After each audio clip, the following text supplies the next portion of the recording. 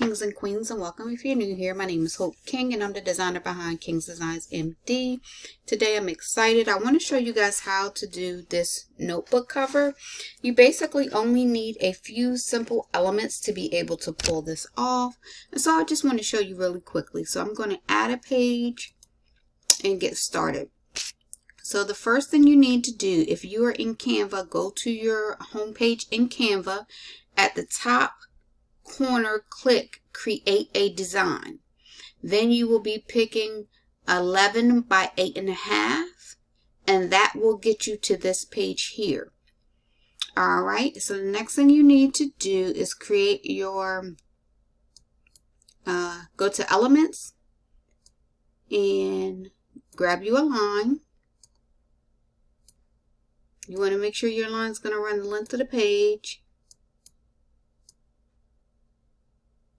And we're going to make sure that that is set at a 0. And this will make sure there's no rotation on your line, so that just makes sure that your line is straight.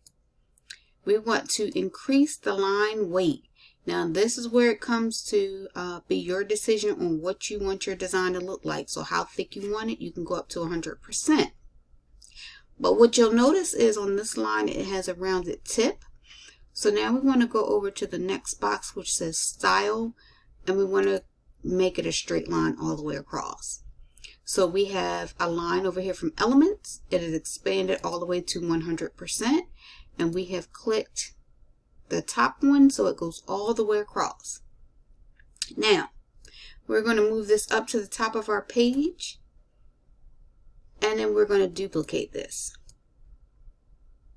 Now again, this is your design, so you can put your lines where you want them.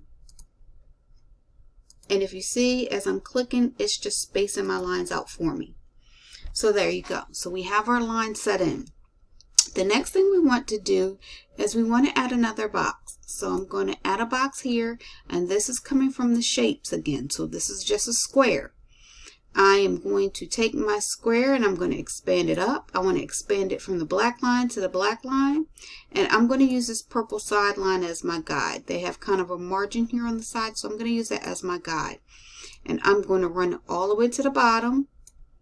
And now I'm going to shrink it in. So you can make it as large as you want. You can make it a 3 by 9.5, and that should be a good size for you. The next thing you would do is just duplicate this box. So we want to duplicate it, and we're going to click up here in this top corner, and we're just going to make it white. Now this first one, we'll make that red just so it can pop and stand out, and the second one we're just going to shrink it in. So I'm going to go in from my sides, and I'm going to go in from my bottom, and you just make it the size that you want.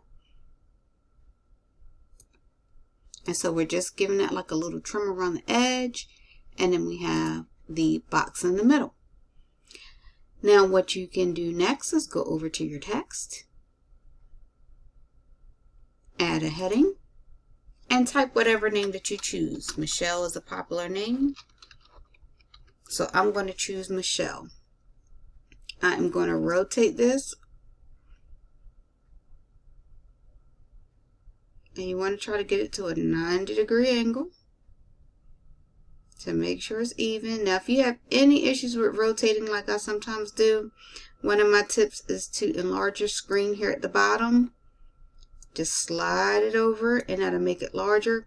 And sometimes it gives you more control over your cursor. So see? So now I'm just going to move that into place, and it is showing me that it is even. And I'm going to expand this out. Now you can again expand this as large as you want because this is your design. I'm just showing you how to achieve this look.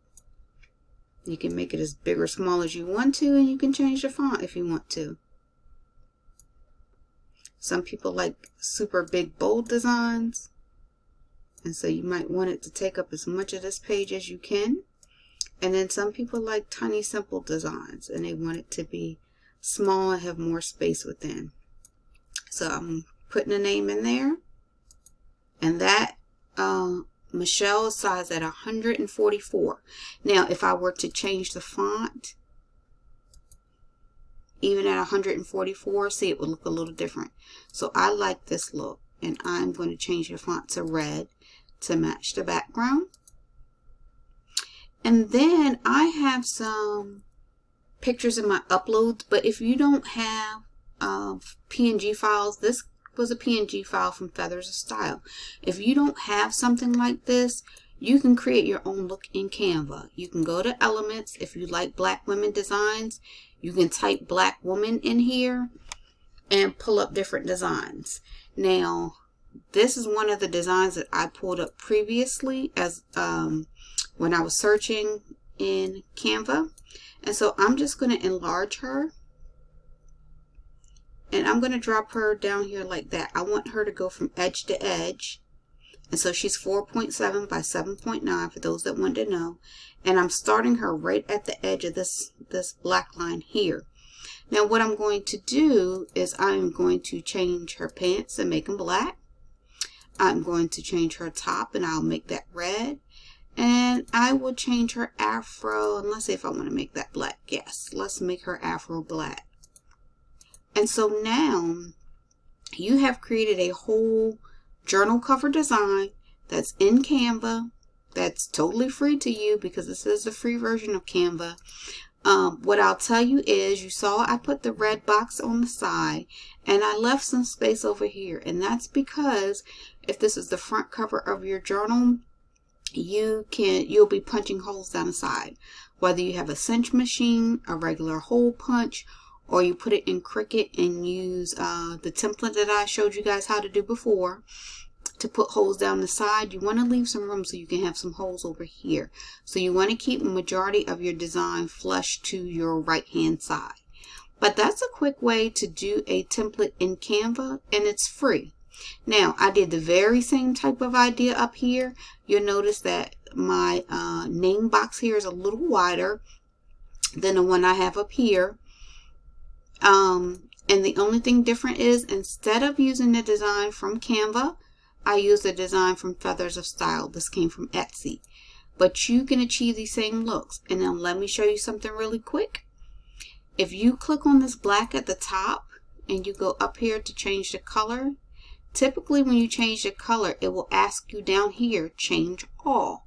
So if you click change all, now it's changed all of your black to red. And you can go back in manually if you decide, hey, I want her pants and shirt and everything to go back and be black.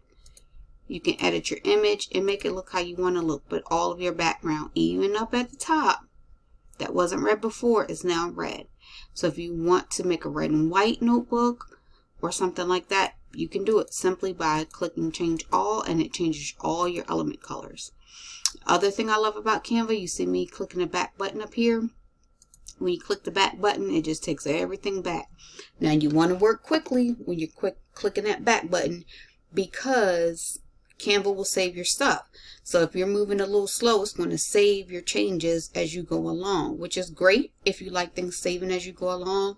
But if you think you want to revert an image back to its original, you got to work quickly. So this is a fun way to be able to do designs. I can delete this page out if I want to and just work with this page. If I want to go in here, change everything to purple, I can do that. And I can change, just go ahead and change your design elements. Make it fun. Make it do what you want it to do. And there you go. So you have something that pops. You can coordinate your colors. And you have some fun designs. So I hope this helps somebody. Remember to like, comment, and subscribe. And you guys have a great day.